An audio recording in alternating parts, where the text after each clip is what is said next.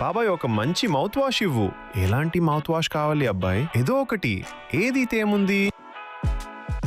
చాలా మంది చేసే మిస్టేక్ ఇదేనండి. మౌత్ వాషే కదా అని ఏదో ఒకటి తీసేసుకొని వాడేద్దాం అని అనుకుంటే దానివల్ల చాలా ప్రాబ్లమ్స్ వస్తాయన్నమాట.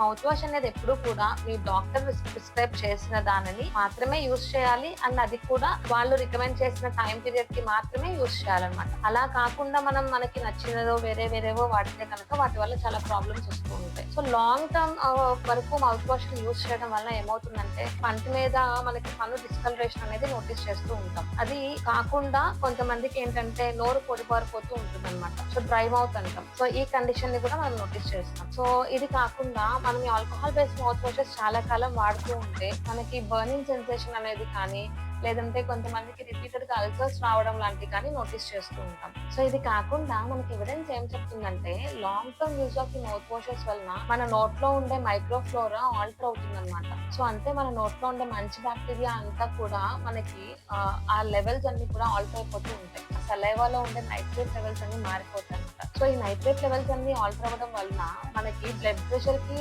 అండ్ మన మౌత్ వాష్ యూసేజ్ కి కూడా రిలేషన్ ఉందని రీసెర్చ్ చెప్తుంది. సో ఎప్పుడైనా కూడా మౌత్ వాష్ అనేది మీరు ఎంత టైం యూజ్ చేయాలి అండ్ ఏది యూజ్ చేయాలి, మీరు యూజ్ చేసే పర్పస్ దేనికి అనేవన్నీ కూడా చెక్ చేసుకుని మీ డాక్టర్ ప్రిస్క్రైబ్ చేసిన మౌత్ వాష్ ని మాత్రమే యూజ్ చేయాలి. ఒకవేళ మీరు రెగ్యులర్ గా యూజ్ చేసుకోవాలి మౌత్ ఫ్రెష్నెస్ కోసం అంటే కనుక ఆల్కహాల్ ఫ్రీ మౌత్ వాషెస్ కూడా ఉంటాయి అన్నమాట. సో ఇవేంటంటే మనకి డైలీ యూసేజ్ కి కొంతవరకు కూడా మనకి ఎఫెక్ట్స్ అన్ని లేకుండా కూడా ఉంటాయి. సో ఈ మౌత్ వాషెస్ అన్ని కాకుండా ఇంకా ఆల్టర్నేట్ ఏమన్నా అంటే కనుక best option twice brushing and ప్రతి తిన్న తర్వాత కూడా వాటర్ తో గార్గింగ్ చేసుకుంటూ ఉంటే సరిపోతుంది. ప్రొవైడెడ్ మీ డెంటిస్ట్ ని 6 months ఒకసారి విజిట్ చేయాలి. For more videos do follow SS dental care. Thank you.